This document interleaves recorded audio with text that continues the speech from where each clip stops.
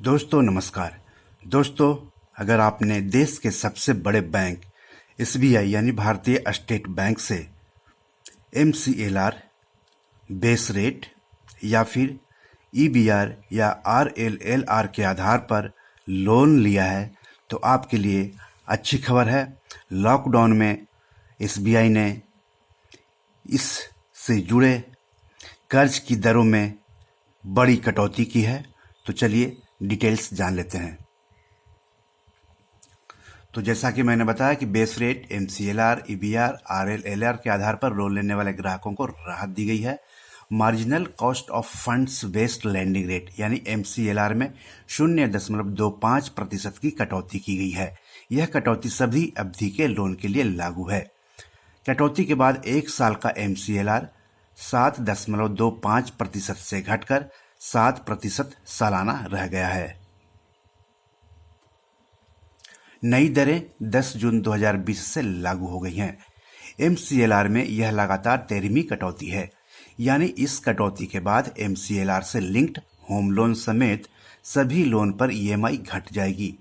Bank ने बताया कि अगर किसी व्यक्ति ने 30 साल के लिए एसबीआई से 25 लाख का एमसीएलआर आधारित लोन लिया है तो हर महीने उनकी ईएमआई में 421 रुपये की बचत होगी। आपको बता दूं कि 1 अप्रैल 2016 के बाद से बैंक से लिए गए सारे लोन एमसीएलआर से ऑटोमेटिक लिंक्ड हैं। आपको बता दूं कि एमसीएलआर से पहले बेस रेट के आधार पर लोन लिया जाता था। बेस रेट से पहले बीपीएलआर यानी बेंचमार्क प्राइम लेंडिंग रेट से लिंक्ड लोन लिया जाता था।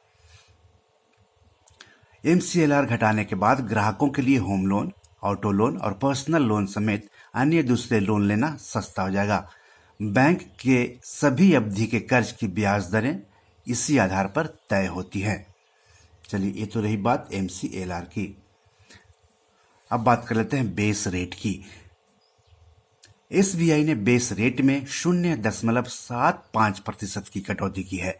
कटौती के बाद नया बेस रेट 8.15% सालाना से घटकर 7.40% सालाना रह गया है। नई दरें 10 जून 2020 से लागू हो गई हैं। इस कटौती के बाद बेस रेट पर एसबीआई से लिए गए सारे लोन सस्ते हो जाएंगे। आपको बता दूं कि एमसीएलआर से पहले बेस रेट पर और उससे पहले बीपीएलआर, पीएलआर के आधार पर लोन दिए जाते थे। एसबीआई ने external benchmark linked lending rate यानी ईबीआर और रेपो लिंक्ड लेंडिंग रेट यानी आरएलएलआर में 0.40% की कटौती कर दी है। ईबीआर अब 7.05% सालाना से घटकर 6.65% सालाना हो गया है। नई दरें 1 जुलाई 2020 से लागू होंगी। वहीं आरएलएलआर अब 6.65% सालाना से घटकर 6.25% सालाना हो गया है। नई दरें 1 जुलाई 2020 से लागू हो गई हैं। तो दोस्तों, अगर आपने बीपीएलआर के आधार पर होम लोन लिया है और आप चाहते हैं कि ईबीआर या फिर आरएलएलआर में उसे कन्वर्ट कर दे, तो बैंक में जा करके कुछ रकम दे करके और अर्जी दे करके आप वो काम कर सकते हैं। क्योंकि अगर आप देखेंगे तो जिन लोगों ने बीपीएलआर के आधार पर लोन लिया है वो अब भी काफी ज्यादा ब्याज उनको देना पड़ रहा है। या फिर अगर बेस रेट के आधार पर भी उन्होंने लोन लिया है और वो ईबीआर में चेंज कराना चाहते हैं तो बैंक में जाकर के वो एक एप्लीकेशन देना होगा और कुछ पैसे देने होंगे, जिससे कि बेस रेट एमसीएलआर से ईबीआर में आ जाएगा, बेस रेट से ईबीआर में आ जाएगा। तो बैंक ने बताया है कि अगर किसी व्यक्ति ने 30 साल के लिए एसबीआई से 25 लाख का ईबीआर या आरएलएलआर आधारित लोन लिया है तो हर महीने उनकी ईएमआई में 660 रुपये की बचत होगी। 1 अप्रैल 2020 से लेकर अब तक ईबीआर आरएलएलआर में 1.15% की कटौती की गई है। एसबीआई से अक्टूबर 2019 के बाद से लिए गए सारे लोन ईबीआर या आरएलएलआर से ऑटोमेटिक लिंक्ड है।